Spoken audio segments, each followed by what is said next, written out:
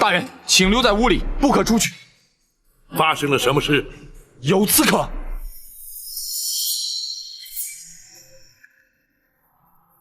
站住！来是何人？有人进府行刺。老夫人放心，有我们在。老夫人，展大人就在门外，谁也休想闯进来。守住房门。是。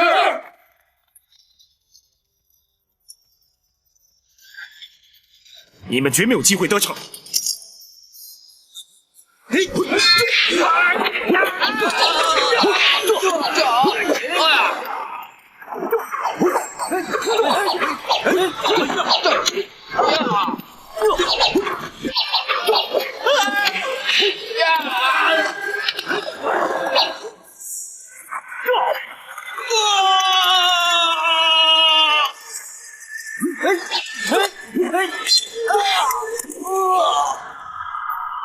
什么人前来行刺？对象是谁？回大人，来了几十名黑衣人，分批往不同方向而去。他们的确是有备而来，目标应该是针对老夫人和陈总管。他们是要杀人灭口，让本府死无对证。快走！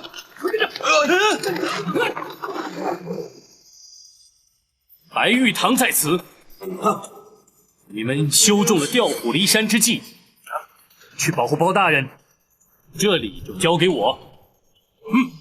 走！你们还等什么？动手吧！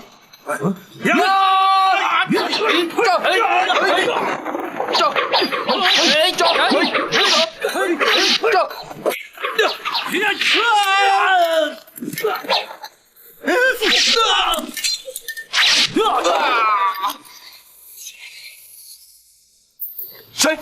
是我。大人，外地的情形如何？展大人和张龙、赵虎保护老夫人，白玉堂在府衙门口挡住刺客。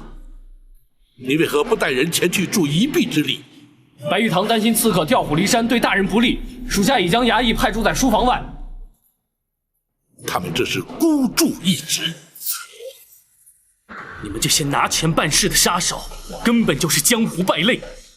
今天碰上我白玉堂，算你们倒霉。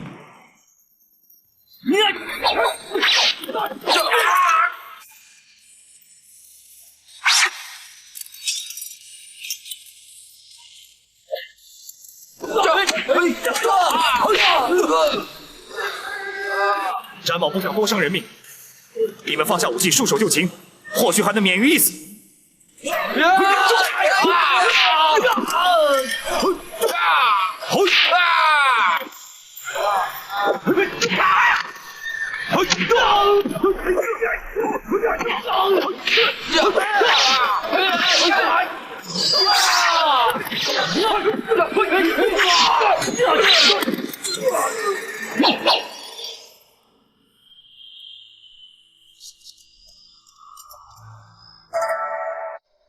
娘娘受惊了。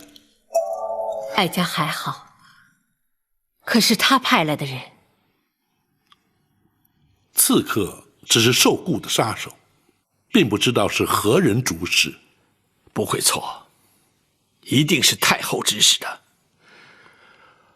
否则无冤无仇，为什么要对我们下手呢？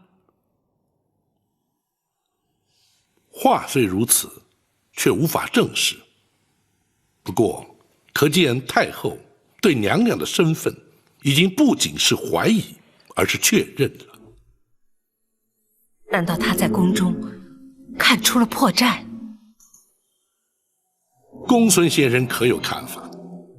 大人，学生以为，无论太后是如何得知娘娘的真实身份，派人拦路截杀陈公公于前，又潜进府衙行刺在后，再显示太后不择手段的意图，就是阻止大人揭发狸猫换太子的旧案。不错，倘若不尽快着手侦办，只怕会有更激烈的手段出现。正是。娘娘，府衙之中有盏护卫于白玉堂，足可确保安全。明日，包拯与陈公公便去见八王。此案若想顺利侦办，彻底平反，非八王爷不可，否则恐怕更多的阻挠会如排山倒海而来。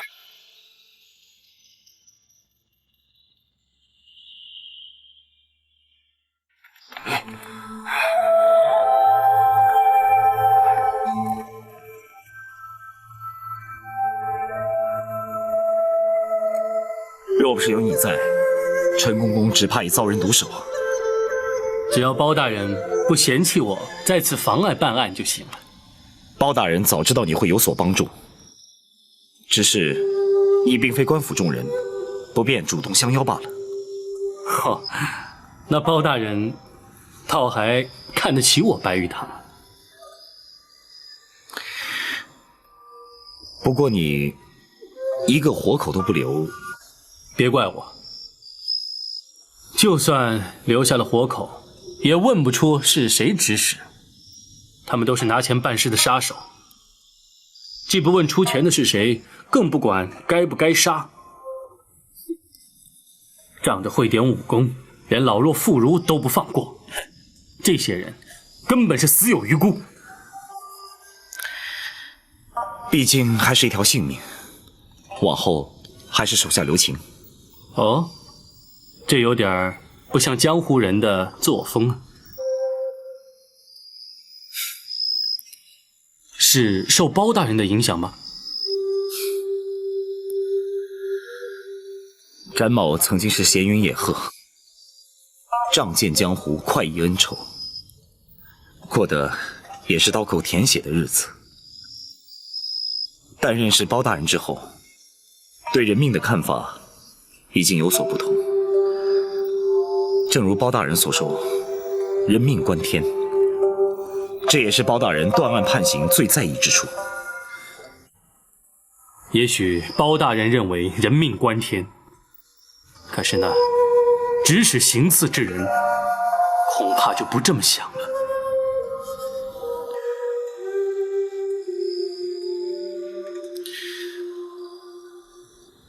奴婢该死，没想到那帮杀手根本就没用。所以李妃和陈琳都好端端的活着。是，奴婢会再想法子。不必了。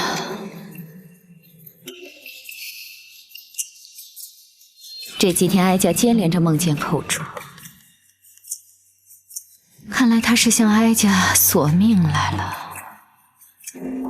或许当年哀家不应该为了争夺皇后的位置，干下那些昧着良心的事。如今报应终于来了。娘娘，这么多年都过去了，不能因为李妃和陈琳的出现，或是包拯插手翻查旧案，就把这来之不易的皇后宝座轻易放弃呀。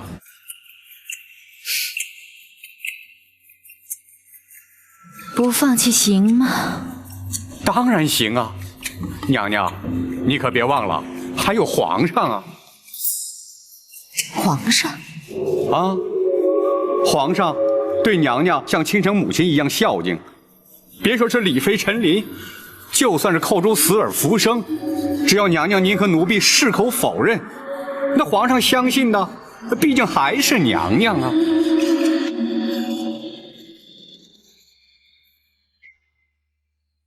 当年将李娘娘诈死，逃出宫去之事，瞒住王爷，实乃情非得已，还请王爷恕罪呀。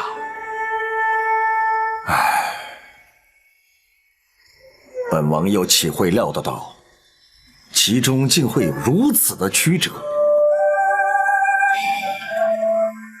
那秦凤与于中的义举，着实令人敬佩，却又令人扼腕。若非如此，又怎能保住娘娘的性命？他人求人得人，换得的是天理昭彰，报应不爽。不错。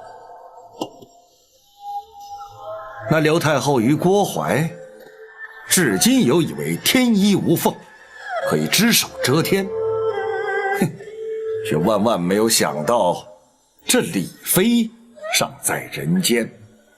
不，他们不但知道，而且昨夜还派人前往府衙，企图行刺娘娘与奴婢呀！什么？幸亏展护卫与白玉堂均在，娘娘安然无恙。真是岂有此理！他们竟然想杀人灭口，真是无法无天了。好，本王立刻进宫，向皇上说明一切。王爷请慢。包大人，你前番要本王忍耐，等陈公公进京之后再去面圣。如今真相已明，又何须等待？王爷，并非包拯要等，而是必须先与王爷商定对策。事实俱在，只要向皇上禀明一切，又何须对策？王爷，皇上始终自认是王爷亲生，若是直言相告，皇上又将情何以堪？包拯以为，还是循序渐进，婉转秉承较为妥当。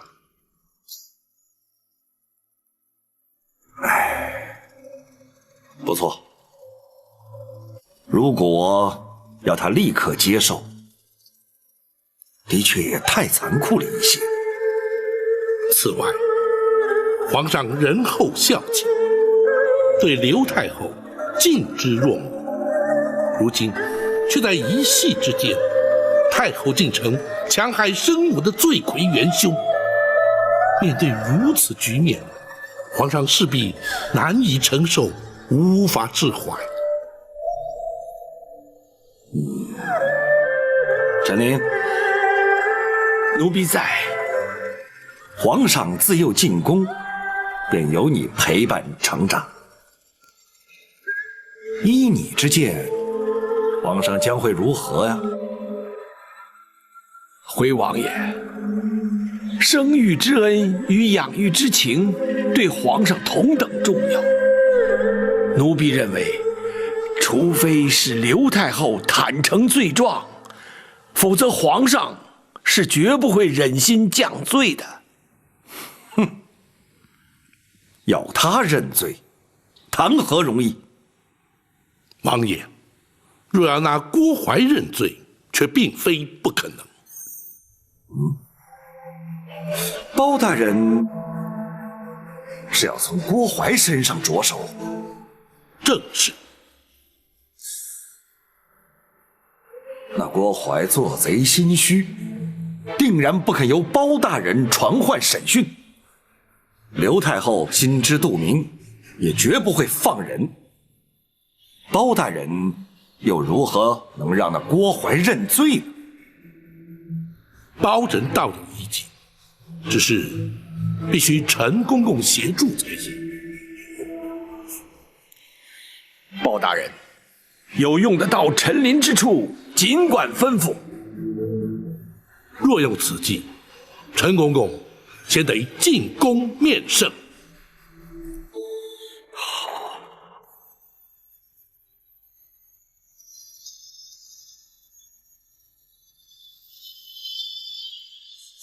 亚父，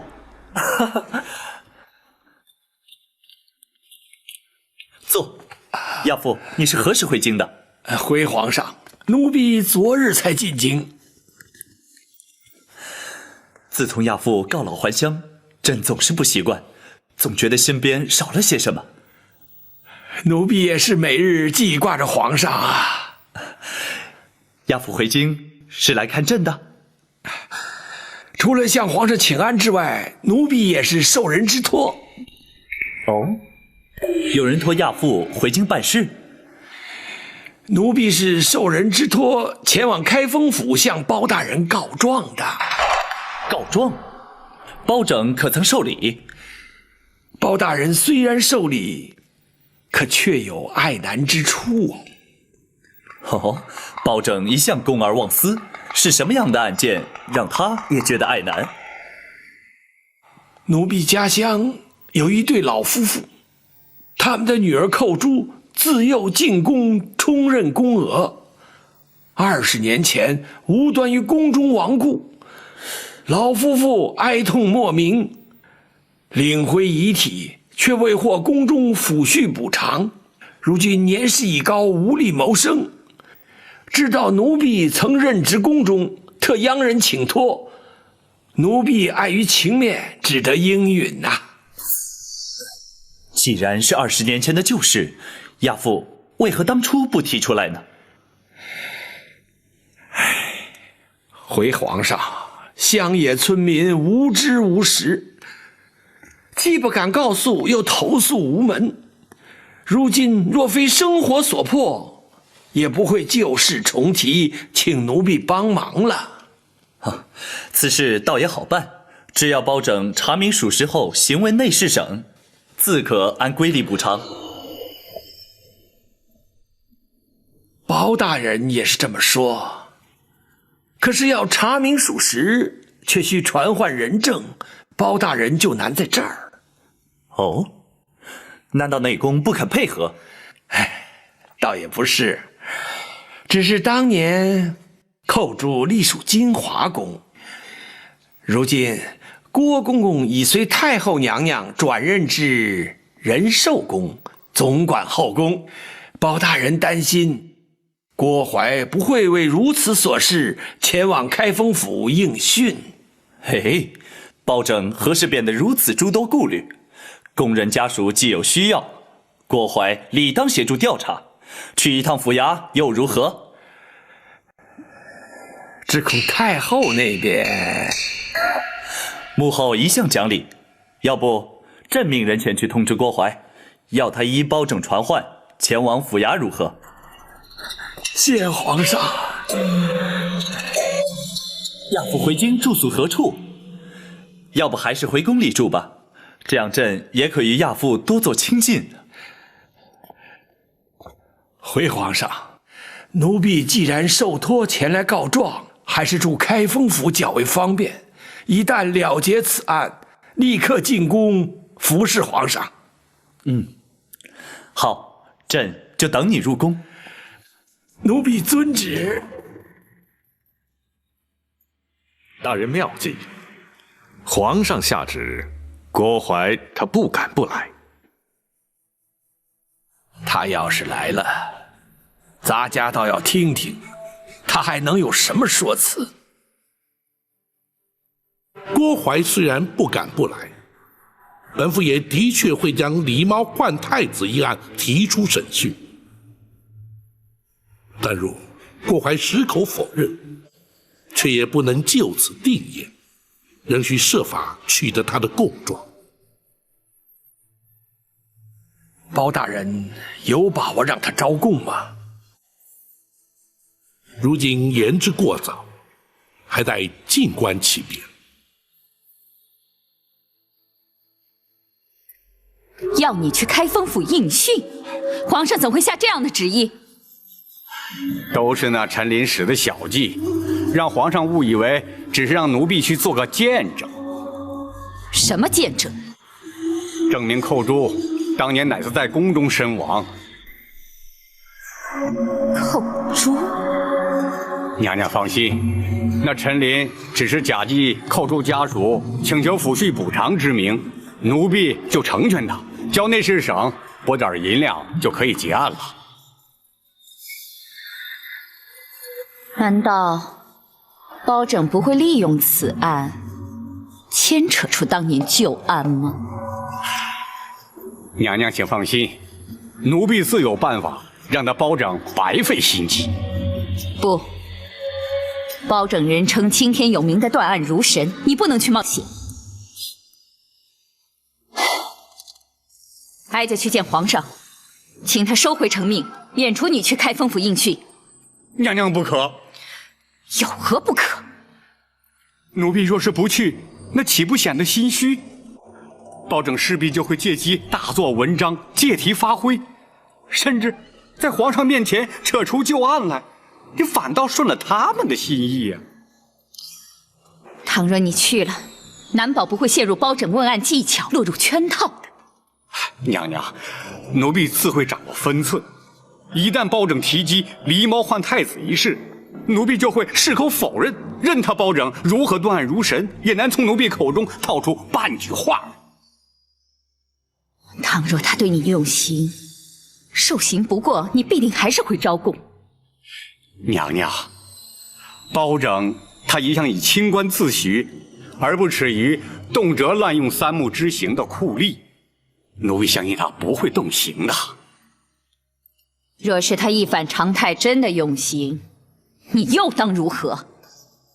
他若是严刑逼供，奴婢事后也会翻供，依旧让他白忙一场。哀家还是难以安心。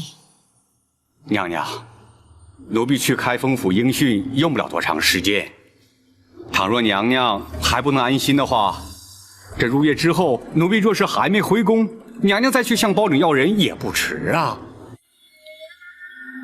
好吧，你自己要当心。谢娘娘关心。既然是非去不可，就别让包拯小觑了你。带着后宫的卫队同去，也好壮壮声势。是。少时郭淮必是有备而来，要想从他口中取得供词，绝非易事。不知公孙先生有何看法？若非皇上下旨，郭淮必不肯前来。错过了这次机会，若想再传他，恐怕难上加难。若依学生之见，又在必要之时，大人不妨考虑用刑。不，用刑逼供乃是下之策，即便因此取得供证，也难以服人。再者，用刑腐烂，往往造成冤案。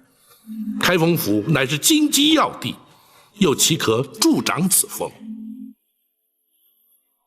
大人，请恕学生直言。所谓通权达变，面对如郭淮之辈如此重大之案，若不用刑，恐怕无法让他俯首认罪，令案情真相大白。正因为郭淮并非一般的刁民恶吏，狸猫换太子一案更非一般刑案，所以更要谨慎，稍有不慎，必生争议。轻则难以平反，重则动摇国本。公孙先生，你我必须绞尽脑汁，另谋良策，让那郭淮伏法认罪，而不能依仗三目之刑受人口实。是，学生明白。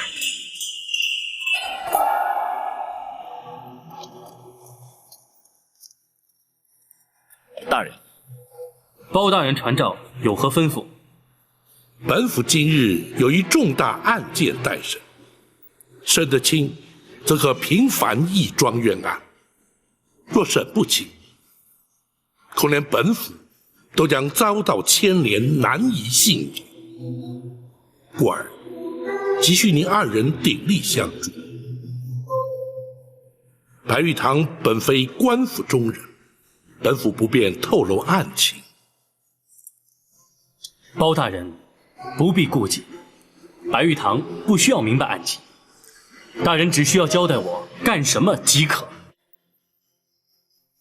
好，老夫人的安危就由你来负责，若有其他需要，再知会于你。好，我现在就去。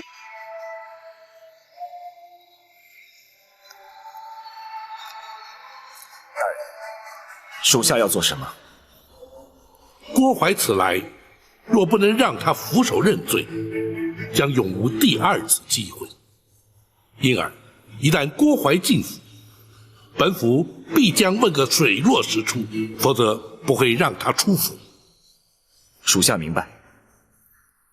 展护卫还要确保，在审讯期间不能有任何外人入府干扰。大人放心，属下保证将开封府变成铜墙铁壁，滴水不漏。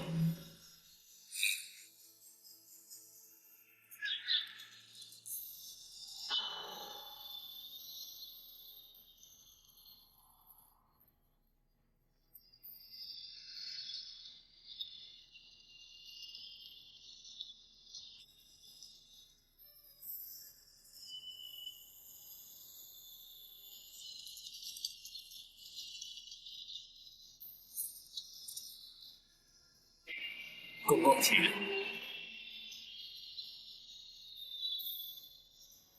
压轿。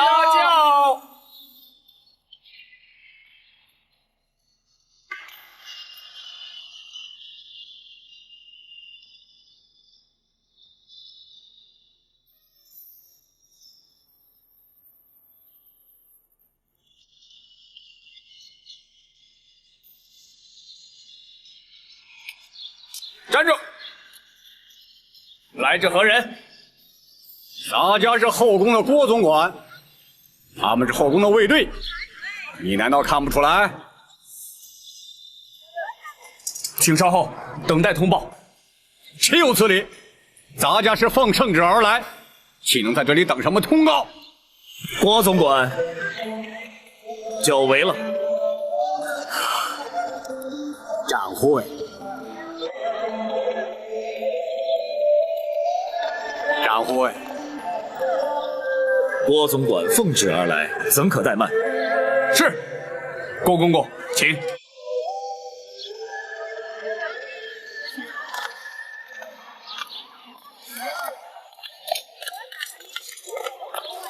慢着，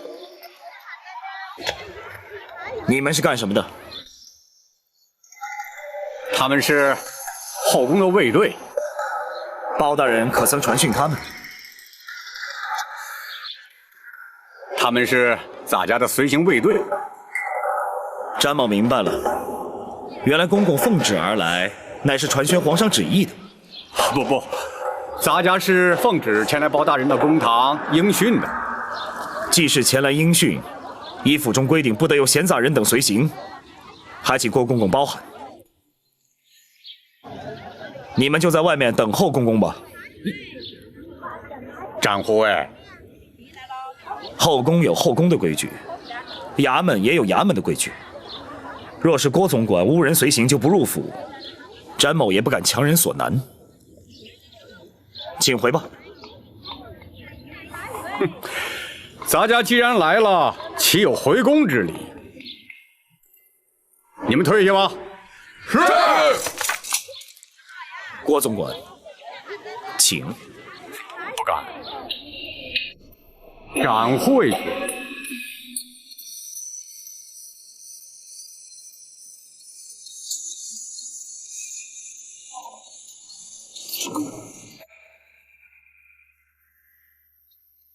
郭公公亲临开封府，协助本府审案，在此谢过。好说，包大人既然用得着咱家，咱家怎能不来啊？只是，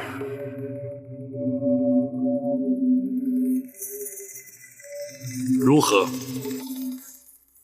陈公公为了一点小事就惊动圣上下旨，是不是有点小题大做了？郭公公言重了，咱家只是向皇上请安了。皇上问起为何进京，咱家岂敢隐瞒？至于皇上是否下旨，郭公公是否愿来，那就与咱家无关了。哼，你明知咱家若是不来，就是有抗旨之罪，又何必故作姿态呀？如今郭公公既然来了，又何必多做计较？再者，既是昔日宫人家属来告，郭公公于情于理都该施以援手，助其脱困。不知郭公公以为然否？那是当然，咱家就是为此而来呀。本来就不该惊动皇上下旨啊。那好，公孙先生，学生在。相关事政可曾齐备？回大人，都已经准备好了，就待大人升堂了。且慢，郭公公可有见教？包大人，虽然是20年前的旧案，咱家也会证明确有其事。只要开封府行文内侍省，咱家要他们拨款抚恤慰问家属，即可结案。包大人就无需再升堂审讯了。郭公公此言差矣。凡事没有规矩，何以定方圆？若不经过堂训，如何立案？如何成案？又如何结案？本府向来依法行事，又岂能私相授受，草草结案？这稍时公堂之上自有堂规，为厘清案情，恐有失礼得罪之处，还请2位公公不要见怪。包大人，公堂之上所言皆是公事，咱家自然绝无异议。咱家既然是应讯前来，那当然是应该由包大人说了算。那好，既然如此，王朝马汉张龙赵虎在，传令升堂。是。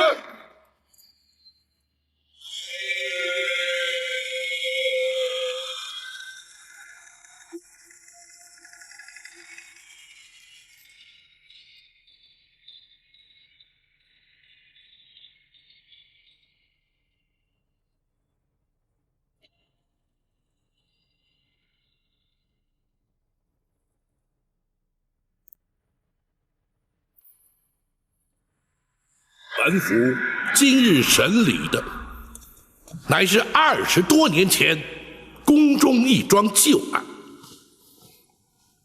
前内侍省首领太监陈琳，受苦主家属委托，是为原告。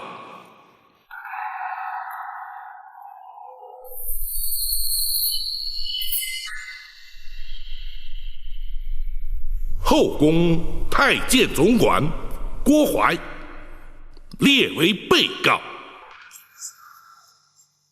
包大人，咱家是前来应讯作证的，这如今却怎么成了被告？苦主寇珠当年身亡之时，任金华宫承御之职，当时你乃是金华宫总管，自当列为被告。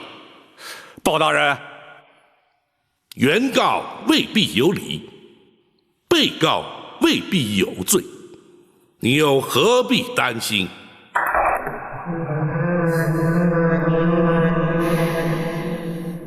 公堂之上，一问一答都有记录。2位既是原告、被告身份，本府不用官称，而直呼其名，还请担待。陈琳，包大人，你状告何事？仔细说来。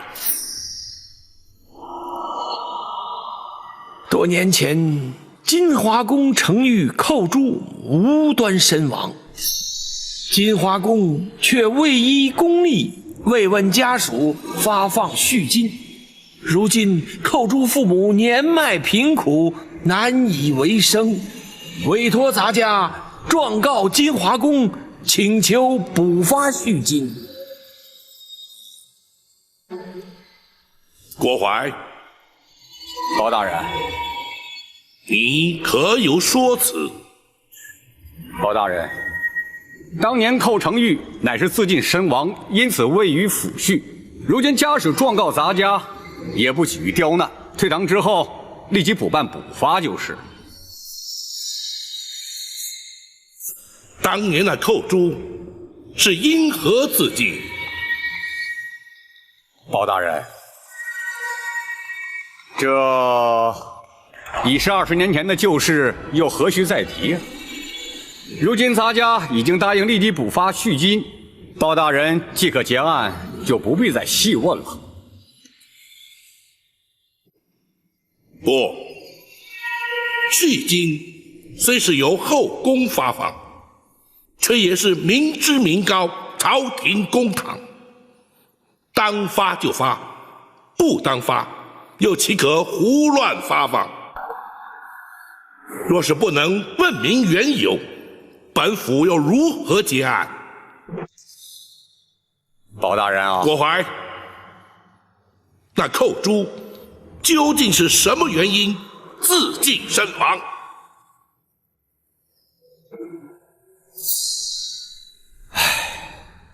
包大人啊，这些陈年旧事，杂家本不想再重提。既然包大人执意要问，杂家也就只好实话实说了。当年寇珠不耐宫中寂寞，思念家人，竟然逃出宫去，却被抓了回来。你这是干什么呀？啊！后宫戒备森严，你当真就以为能逃得出去吗？啊！现在倒好，被抓了回来，你让杂家怎么办呢？公公，寇珠实在是太思念家人了，请公公大发慈悲，让寇珠回去吧。宫门深似海，入得出不得。不到年迈退休，谁也休想离开，就连杂家也不例外。杂家就是想帮你，也帮不上啊。寇珠实在是不能再待在宫中了，否则一定会发疯的，请公公成全。侯主啊，杂家实在是爱莫能助啊，你就尽量忍耐些吧。这2天，杂家也不怕你差事，你好好休息啊。这一回逃宫之罪，杂家也不再追究，你要好自为之啊。公公，寇珠已经不能再忍了。公公如果不帮我离开，你打算如何？我就不活了。哎呀，寇珠啊！可怜呐，一条年轻轻的生命就这样香消玉殒了。杂家实在是不想再提呀。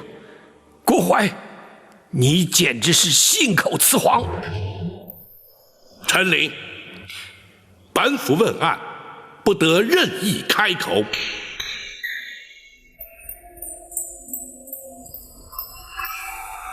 郭槐，倘若你所言属实，为何本府派人遍查当年进宫门卫日志，却并无寇珠潜逃出宫被捕纠办的记载？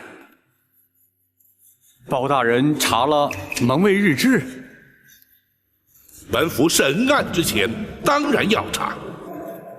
回本府问话。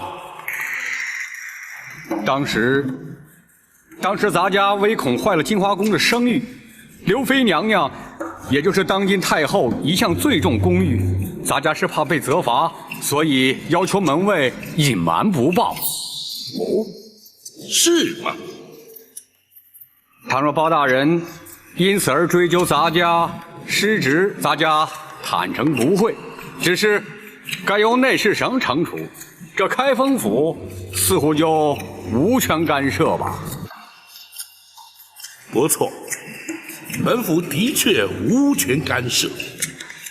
然而，那寇珠身亡之后，遗骸却必须送出宫去，交开封府验尸定验。本府直司开封府府尹，恰恰有权干涉。公孙先生，是。历年来，开封府文书案卷均有归档移交。经查，金华宫程昱寇珠，乃是因为头骨遭撞击破裂，流血致死。那的确是他自己撞的。郭淮，目前并无人认为寇珠是他杀，你又何必急于解释？是咱家多言了，包大人勿怪。公孙先生说下去。是。验尸单上明白记载，尸身上有多处外伤，疑似遭皮鞭抽击所致。显见，死者在生前曾遭人施以鞭刑。哦，包大人，这寇珠身上为何出现鞭痕，咱家实在不知啊。或许是旧伤痕招仵作误判所致啊。就你适才所述，当年你非但未曾责罚寇珠，甚至对他安慰有加，更遑论对他用刑了。的确如此，包大人明鉴。启禀大人，尸单上还另有记载。说。是。从血渍的情形以及伤口来研判，仵作断定，鞭伤与头骨破裂致死，乃是同一时间造成。不可能！郭淮，本府倒要听听你作何解释。包大人，咱家的确没有对他用刑，或许是仵作验错了。你或许不知官府中的规矩，本府不妨告知于你：仵作验尸程序周密，除仵作本人，还需有相关衙差从旁见证，签押为凭。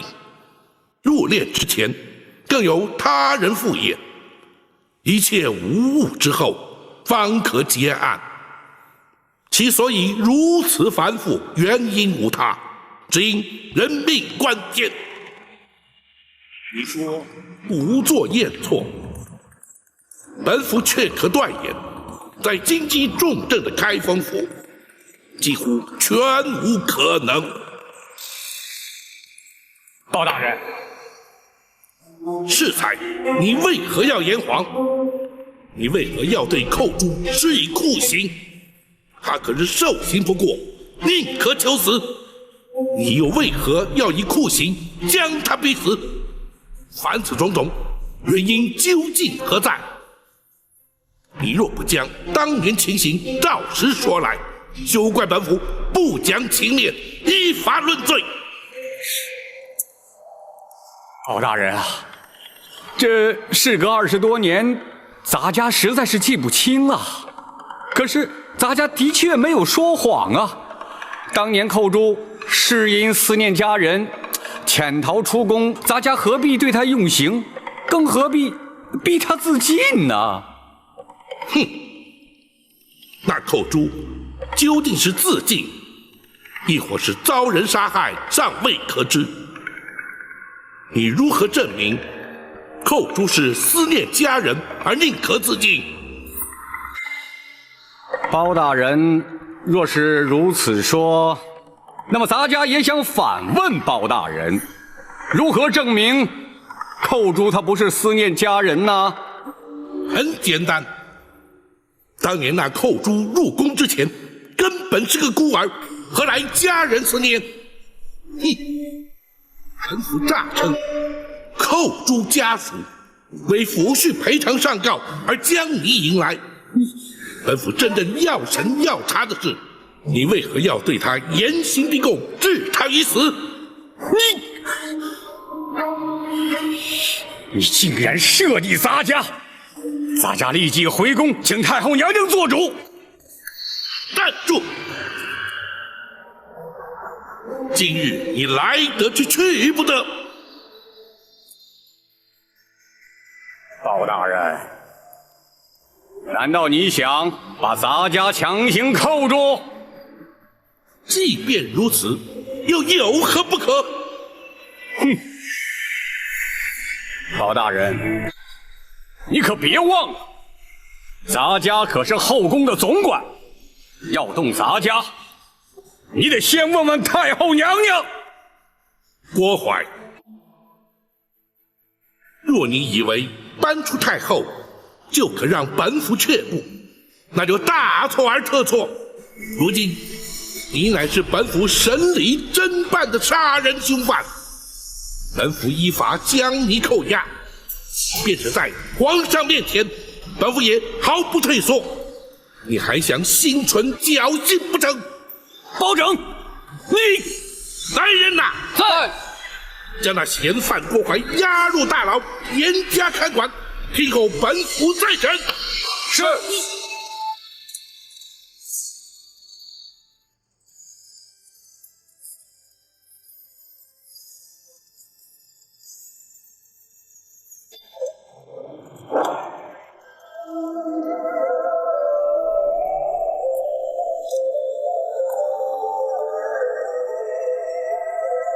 郭槐郭总管应包大人之邀，留在府衙继续聆讯。你们可以先回去了。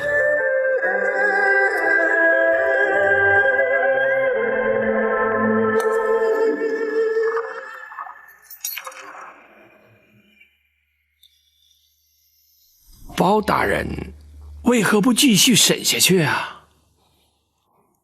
郭槐在应答之间，显然是有备而来。关于寇珠自尽身亡一事，更是早已设下说辞，可见此人刁钻沉稳，兼而有之。若是逼问狸猫换太子一案，必定无功而返。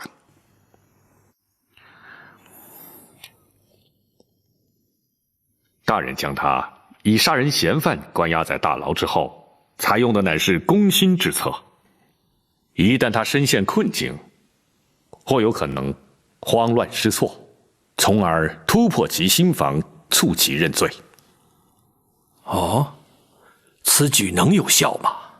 当然有，然而却要请陈公公辛苦一趟。包大人要咱家做什么？本府要请陈公公去大牢探监。公公请。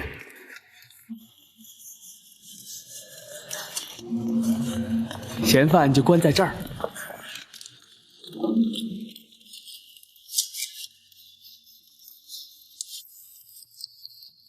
老头，你们先出去，让咱家和他单独谈谈。是。走吧。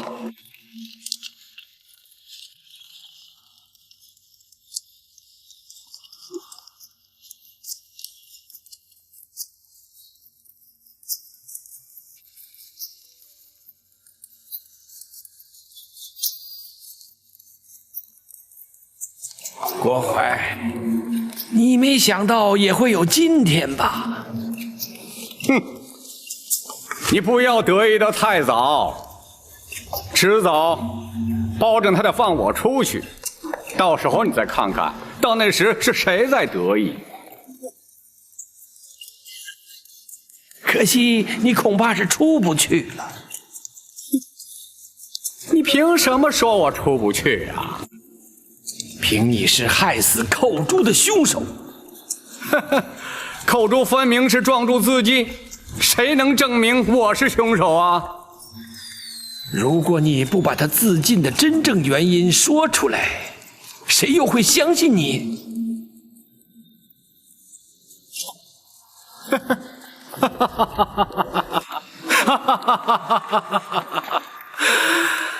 呀，陈琳呐，陈琳，我看你是白费心机了。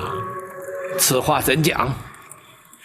你在皇上的面前编造谎言，把我骗了。包大人又煞有介事的升堂审问，这目的不就是想变着法儿的把话从我口里套出来吗？哼！你想我会开口吗？啊？从你口中套出什么话来？哼！彼此心照不宣，你又何必佯装不知啊？好，既然如此，我们就把话说明白。当年狸猫换太子，逼死寇珠，诬陷李贵妃的来龙去脉，点点滴滴，包大人都已查明。你若不据实供认，包大人是不会放你出去的。哼！只要我矢口否认，他又能奈我如何呀？他既然知道当年的来龙去脉，就更该知道太后娘娘是绝不会让他为所欲为的。哼！一旦太后插手，向他要人，他敢不给吗？倘若在太后插手之前，包大人就把你作为害死寇珠的凶手予以处斩，又当如何？陈琳，看来你对包拯的了解还远不如我呀！一个公正廉明的包青天包大人，他岂会在无凭无据的情形之下将我处决啊？哼！这就叫做君子可以妻之有方啊！不会，举头3尺有神明，天理昭彰，报应不爽。你的所作所为，终有一天会遭天谴。30年来，你扪心自问，可曾高枕无忧？午夜梦回之际，你难道能问心无愧？那些因你而惨死的冤魂，可是夜夜前来向你索命。引火自焚的那个冷宫总管秦凤，为李娘娘替死瞒过你验尸的于忠，还有那忠肝义胆舍身全意的寇珠，是无可不在你脑海中出现。纵使你躲过杨氏的惩治，却难逃阴间的制裁。不会的，不会的！寇珠、秦凤，还有那个什么于忠，都不是我杀的，他们不会来找我索命的。可是他们都是因你而死。或许如你所说，包大人不会将你处死，但是却会将你关押在此，直到你认罪。或许在这暗无天日的牢房里，那些冤魂就会来找你索命。包拯他关不了我多久，只要入夜之后我还没有回宫，太后娘娘就会降旨要人的。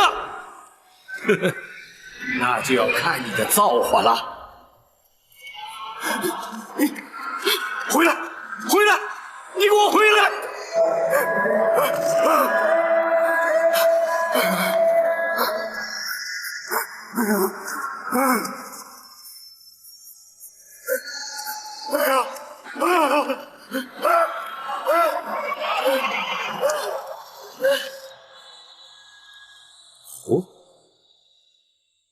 他竟然料到本府在无凭无据之下不会将他处决。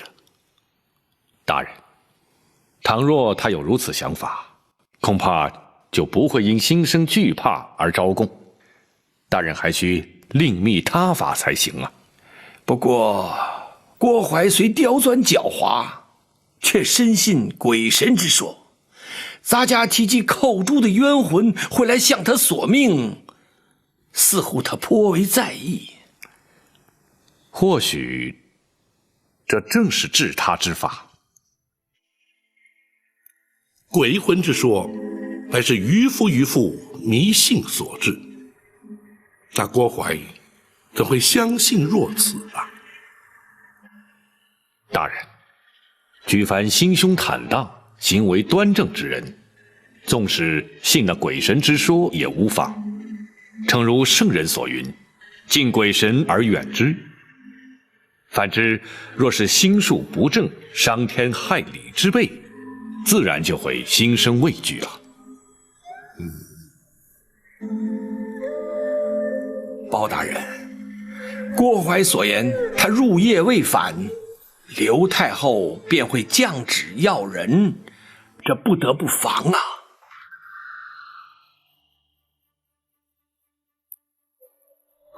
公公无需担心，本府已有万全准备。哦，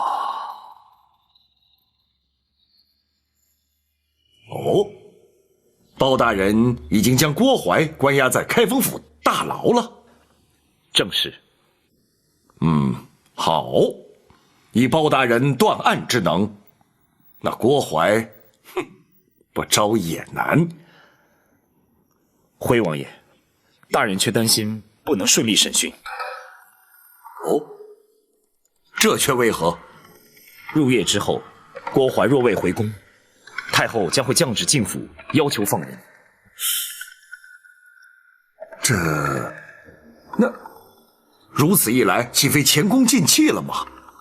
孤儿大人命展昭前来，请王爷务必亲往开封府走一趟。包大人要本王去？大人说，若要对抗太后遗旨，非八王爷亲临不可。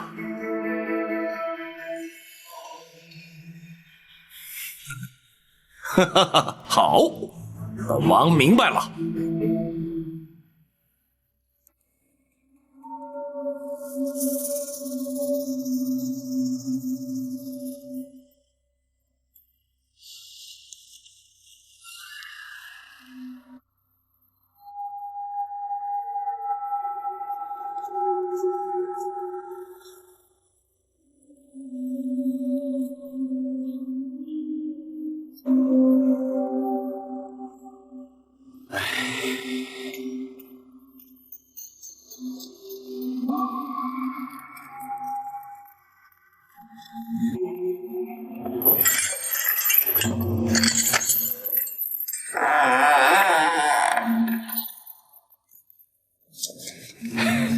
够公公，请用点酒菜。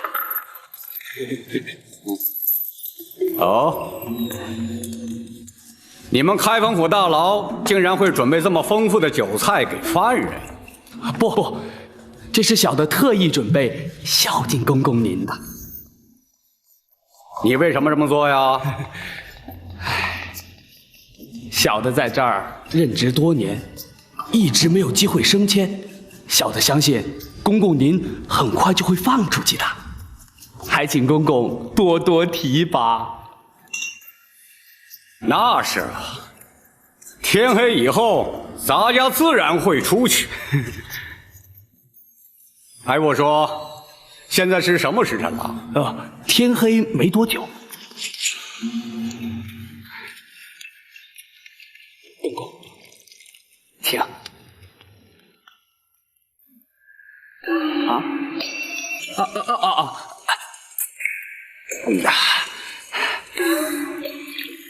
公公，这回可以放心喝了吧？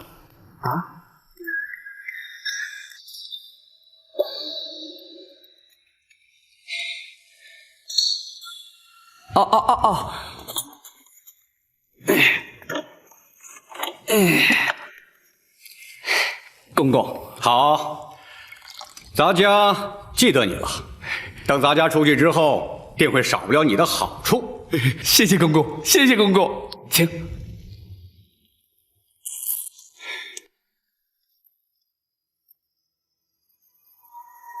娘娘。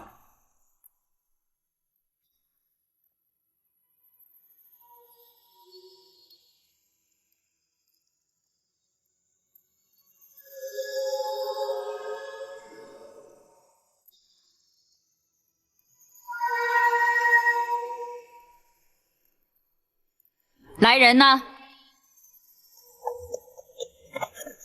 娘娘，起来吧。是。郭总管回宫了吗？回娘娘，还没有。随行的卫士可有人回来？都回来了，说是包大人还要留着郭总管在那儿继续审讯。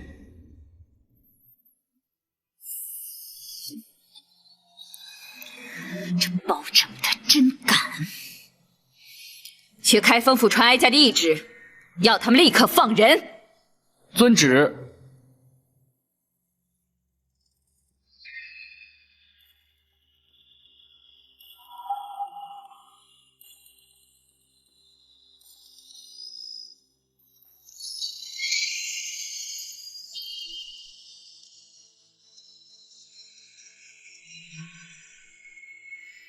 你是来要人的？啊，奴婢啊，是奉太后懿旨来接郭总管回宫的。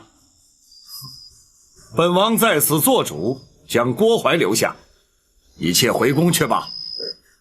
奴婢可是奉了太后的懿旨啊！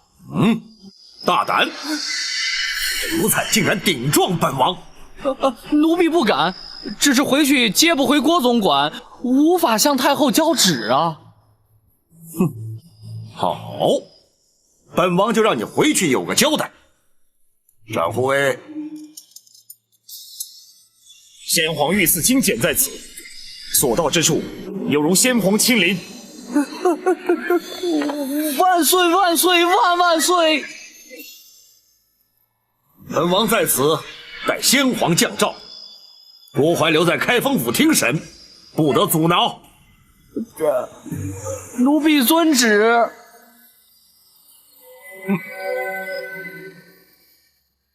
若非王爷亲临，请出御赐金简，包拯只怕不得不将那郭槐释回。包大人总算有用得着本王的时候了。包拯不敢。刘太后必定不肯善罢甘休，甚至会惊动皇上。嗨，不妨事。本王就留在这开封府，直到包大人取得郭槐的供状。多谢王爷。不，这是朝廷的大事，也是我赵氏家族的大事。本王又岂能置身于事外呢？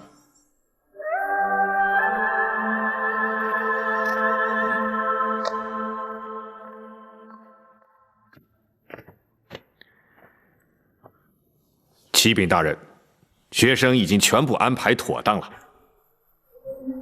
好，请王爷与陈公公在厅中稍坐，包拯这便去取那郭槐的供状。包大人打算？王爷，包大人打算夜审郭槐。哦。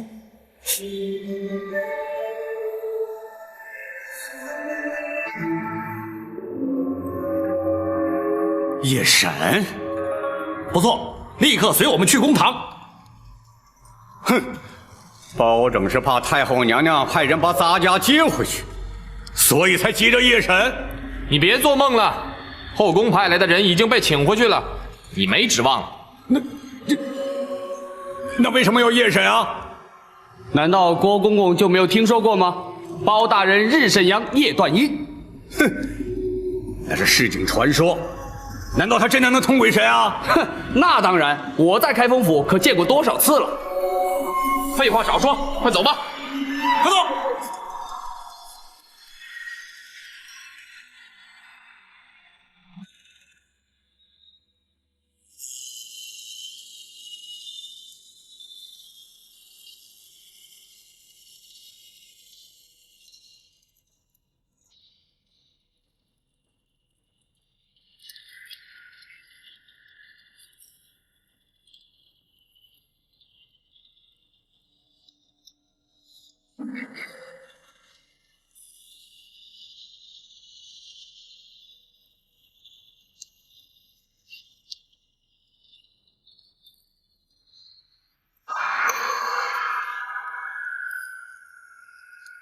郭槐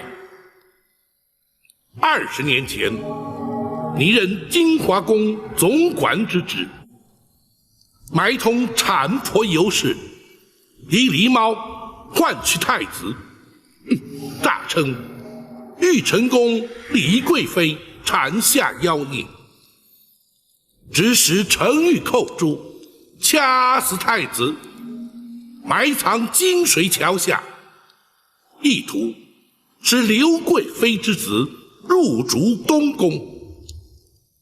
凡此种种，你可承认？包大人，咱家根本不知道你说的是什么，我凭什么承认呢？住口！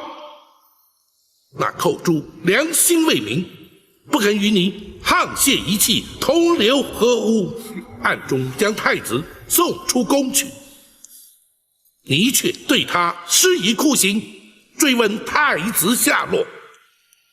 寇珠凹刑不过，处处身亡，难道你也不知情？哼，包大人啊，所谓人死无凭证，就算你包大人指证的都属实，但是你可有人证啊？哼，本府如今夜审于你，便是让你无法交代。本府虽无人证，却有鬼证。寇珠何在？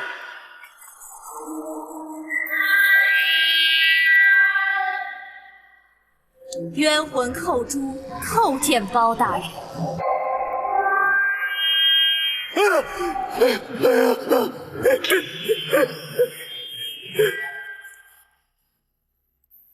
郭槐，你可认得他？他那是寇珠啊！不，他不是寇珠，寇珠已经死了。他一定不是寇珠。哼，是与不是，待本府问过之后，你自会明了。寇珠，寇珠在。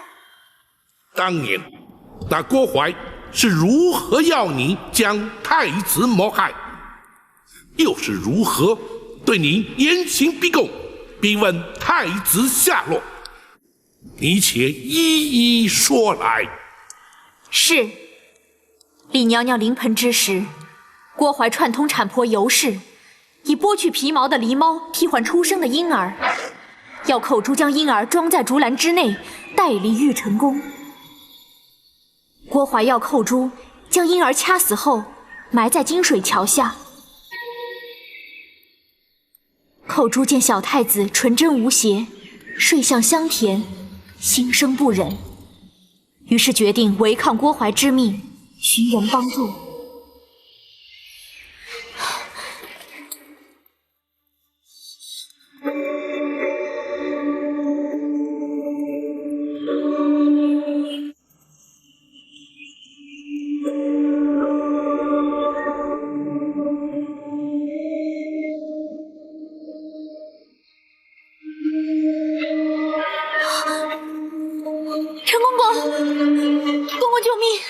寇珠，当时你可是将小太子交与陈琳带出宫去？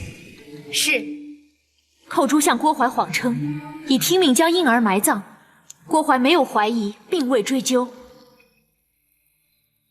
郭槐，你可有话说？是，他一定是听陈琳说的，他才真的不是寇珠啊！陈琳向他来作为证据啊！你且继续听下去。寇珠，既然那郭槐并未追究，却又为何在对你施以酷刑，追问小婴儿的下落？回包大人，李娘娘被打入冷宫之后，寇珠明知她是遭郭槐陷害，却不敢明说，更不敢透露小太子的情形。你为何不说？寇珠唯恐说出实情，小太子假死，会被郭槐发现。你说下去。寇珠只能偷入冷宫，对李娘娘言语安慰，谁知竟被郭槐得知。寇珠虽搪塞其词，郭槐却对小太子之事起了疑心。然后呢？郭槐逼问尸骸埋藏之处，寇珠只得胡乱指点。郭槐竟派人将金水桥下遍地挖掘，遍寻不着之后，便对寇珠严刑逼问。寇珠谎称慌乱之中记忆不清，郭槐不予置信，继续用刑。寇珠唯恐受刑不过，说出太子下落，只得撞柱身亡，以死明志，让他们误认寇珠所言事实。这些个事情，你怎么会知道啊？你抽在我身上的鞭痕犹在，我撞柱身亡的血迹未干。你虽然派人刷洗金华宫的殿柱，却洗不尽你心中的梦魇。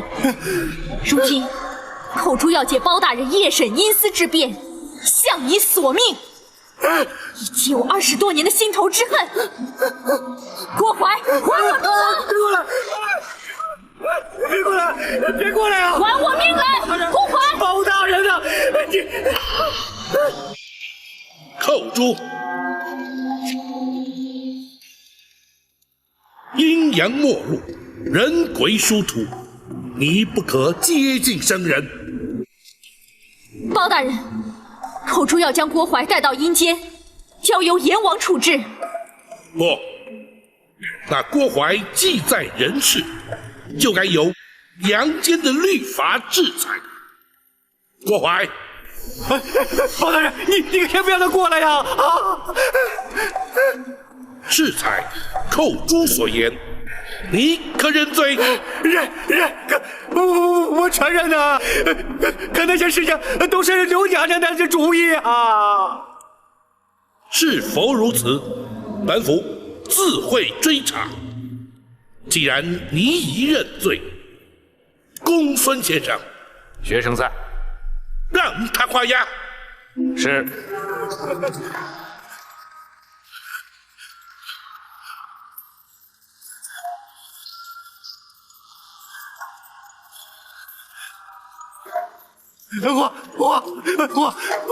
我画呀！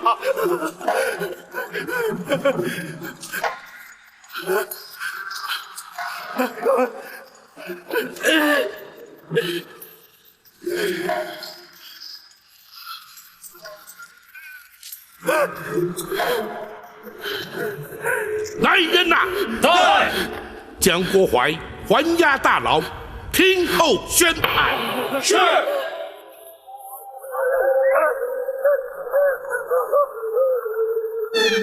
包大人果然高明，郭槐如此狡诈，还是难逃法网，签下了供状。惭愧，包拯向来不信鬼神之说，如今却要假借鬼神之名，让那郭槐认罪伏法。那是郭槐咎由自取，若不是他多行不义，又怎么会疑心生暗鬼呢？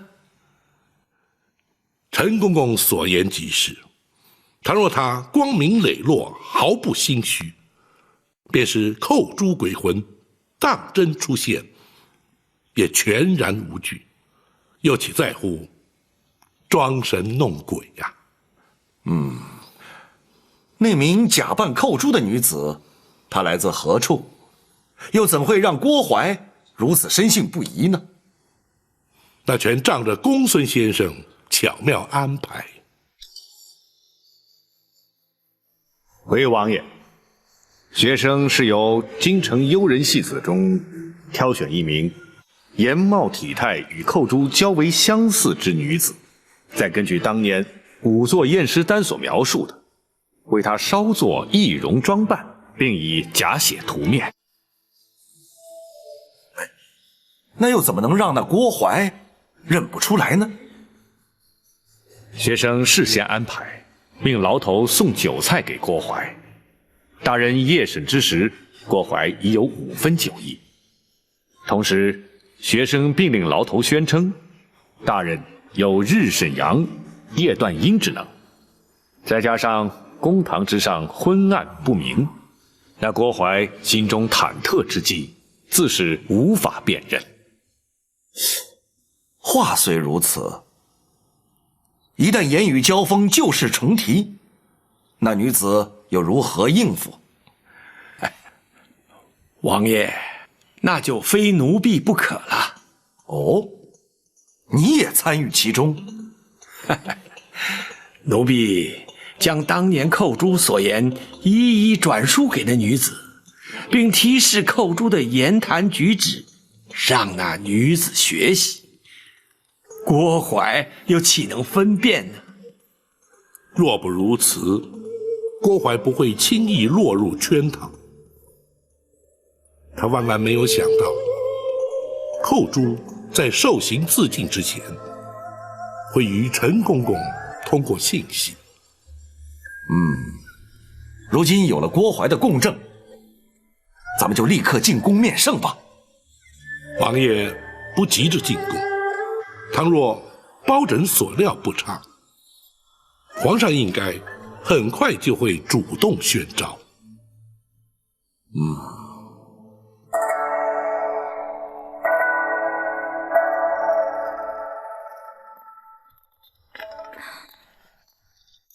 母后，皇上来了。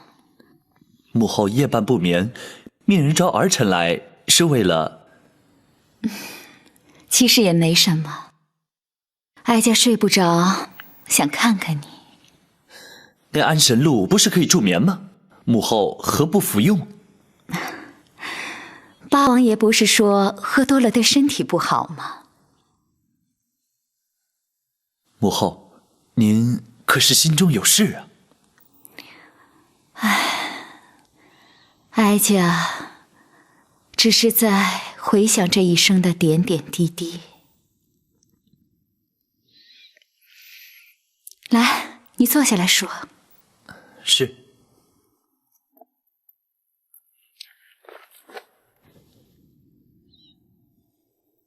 哀家14岁，以才女之名被选进宫来，和后宫所有被选来的女子一样，过着宫墙内与世隔绝的日子。直到被先皇宠幸，身为贵妃，才见到了天日。后宫佳丽3000，其实却耽误了多少女子的青春啊！不仅如此，在后宫争宠是时有所闻的事，彼此勾心斗角，貌合神离。只有一个人和哀家情同姐妹，相互扶持，可是他却被打入了冷宫。母后说的可是那位葬身火窟的李贵妃？你知道她？她就是幼年时儿臣误闯冷宫遇见的那位。母后还记得她给儿臣的玉佩吗？记得。母后，她究竟是为什么被先皇打入冷宫的呢？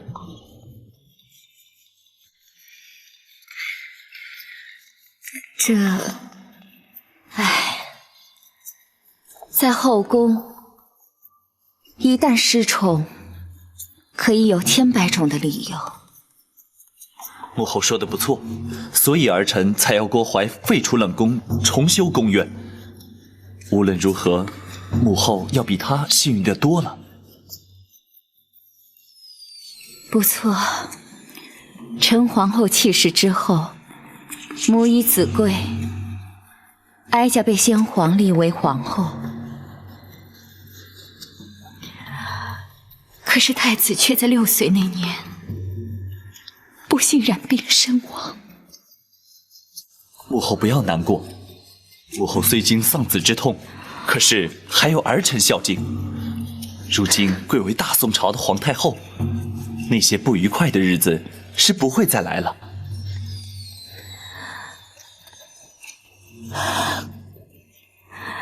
可是哀家毕竟不是皇上的生身之母。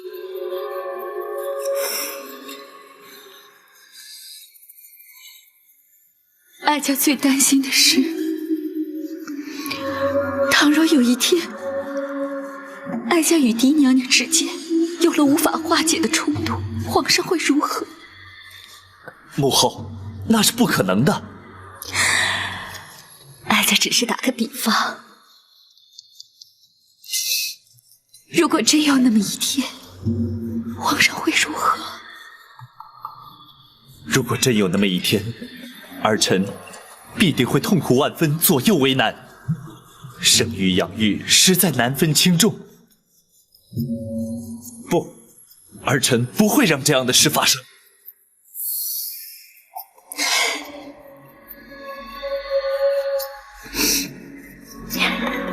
有皇上这句话，哀家心里也就舒坦多了，至少不会一个人在这儿胡思乱想。郭槐为什么不在宫中伺候母后？不提也罢。怎么？他还在开封府接受包大人的审讯呢。哦，包拯怎么会留他到半夜？可曾派人去询问？没有用的，连哀家下旨要开封府放人，都被打了回来。什么？包拯竟敢抗旨？倒不是包大人抗旨，而是八王爷。父王？父王去开封府干嘛？八王爷不但在开封府，而且以先皇御赐金剑挡回了哀家的旨意。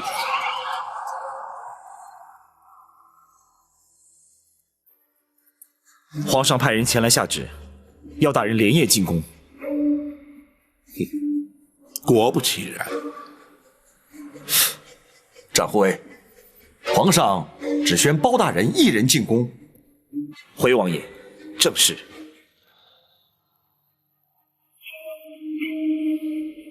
挡回太后懿旨，留下郭槐的是本王。皇上为何不宣本王和包大人一同进宫呢？想必是皇上不便与王爷父子相争，召包拯进宫，皇上才好问明实情。王爷，包拯此去会将此案实情禀奏皇上，不知王爷是否同意？也罢，是该到了让他明白真相的时候了。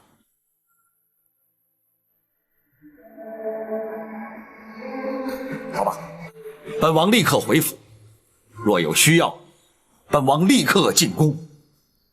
多谢王爷。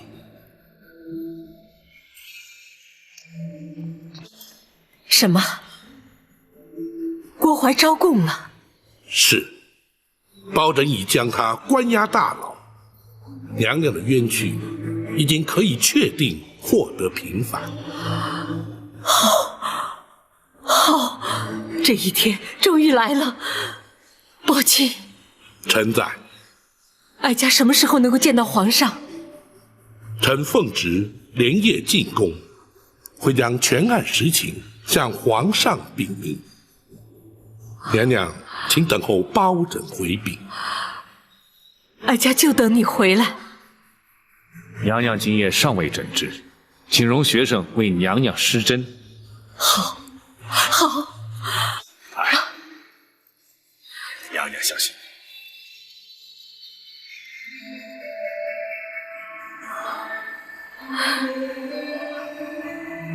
哀家真希望眼睛能够立刻复明，亲眼看见皇上。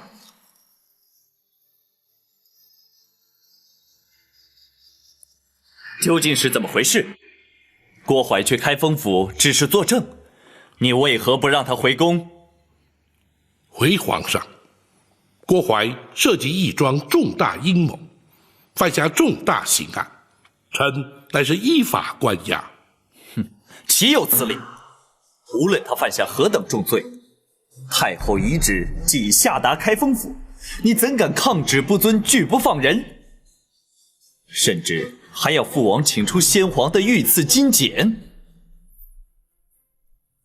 皇上可知，八王爷从不干涉朝政，亦不曾插手任何案件。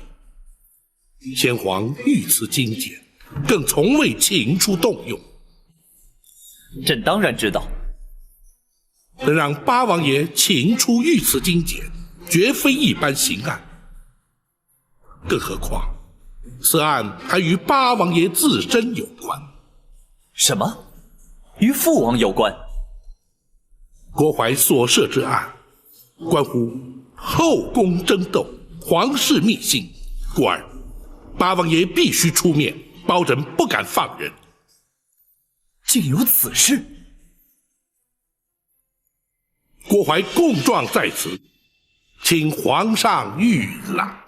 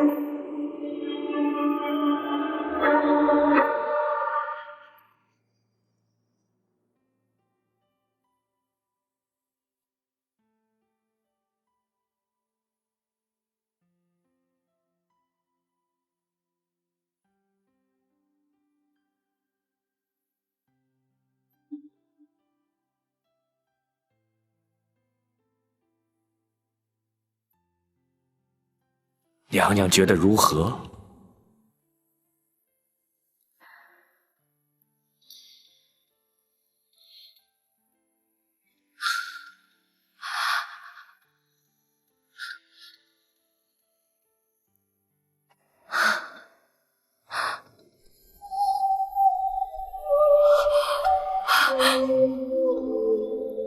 我看见了，我看见了。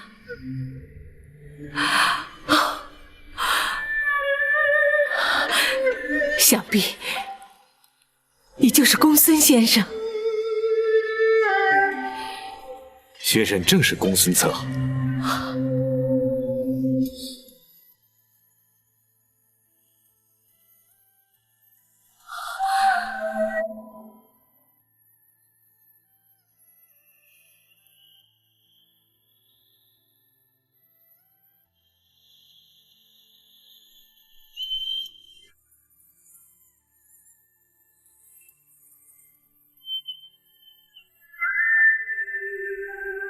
想必你就是展护卫。恭喜娘娘双目复明。公孙先生的医术可真称得上是华佗在世啊！不敢当娘娘谬赞。娘娘双目出狱，还请尽早安歇吧。不，哀家要等包大人回来，哀家要立刻进宫去见皇上。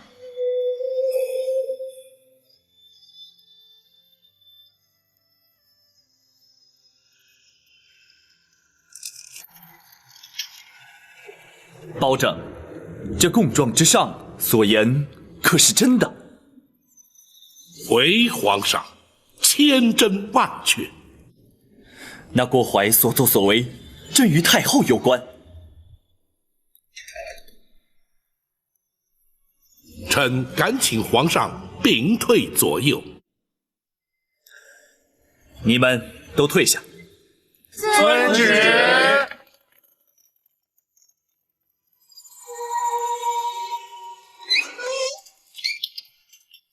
你说，回皇上，当年狸猫换太子一案，太后便是主谋。放肆！你竟敢在朕面前污蔑太后！臣据实禀奏，绝无半句虚假。当年，太后与丽仪贵妃同怀龙种，先皇许诺，生下太子便册立为皇后，为图大位，太后方才出此下策。否则，那郭槐不过是一名太监阉人，又怎敢犯下如此大逆不道、惊天动地之案？那金华宫程昱寇诛，因此状铸自尽了。正是。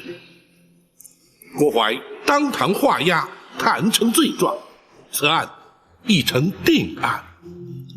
然而，在这供状之中，并未提及寇诛他舍命救出的婴儿，下落何方啊？回皇上，寇诛将婴儿交给了陈琳陈公公，藏在宫盒之内，夹带出了后宫。啊，然后呢？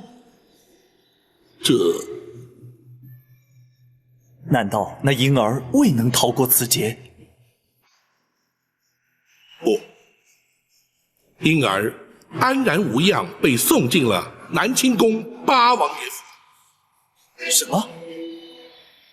那如今婴儿安在？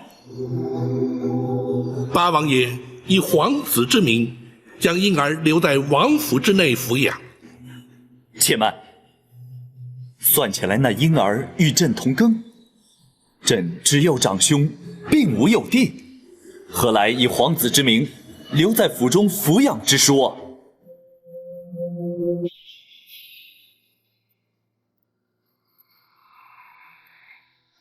臣斗胆，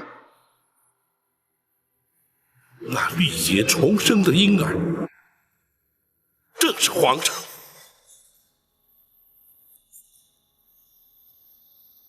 你说什么？当年八王妃狄娘娘也同时有孕在身，却不幸早产夭亡，而且未及呈报。八王爷深知此案兹事体大，为掩人耳目，才假称皇上是狄娘娘所生。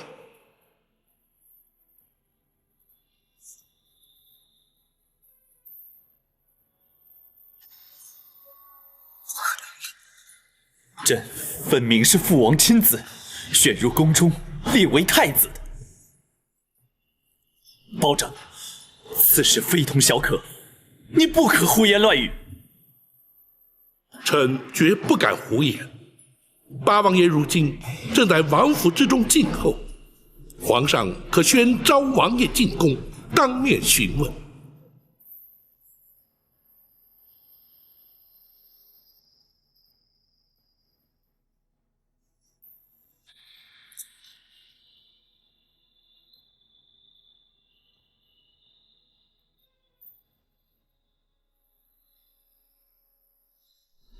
如此说来，朕幼年之时在冷宫遇见的那位娘娘，竟然是朕的生母。正是玉成宫丽仪贵妃。她是在冷宫失火之时葬身火窟的。不，是先皇下旨赐死。她已被打入冷宫，为何还要将她赐死？当年，娘娘与皇上巧遇之后，八王爷命陈琳将皇上身世告知娘娘。自此，娘娘夜夜焚香，为皇上祈福。谁知却被郭槐得知，而刘太后更借此向先皇诬告。诬告什么？诬告丽仪贵妃以邪术诅咒先皇，先皇大为震怒，于是下旨赐死。啊，你是说他是因太后而死？皇上，刘娘娘是为了斩草除根，永绝后患。然而，吉人自有天相，李娘娘必死，而却未死。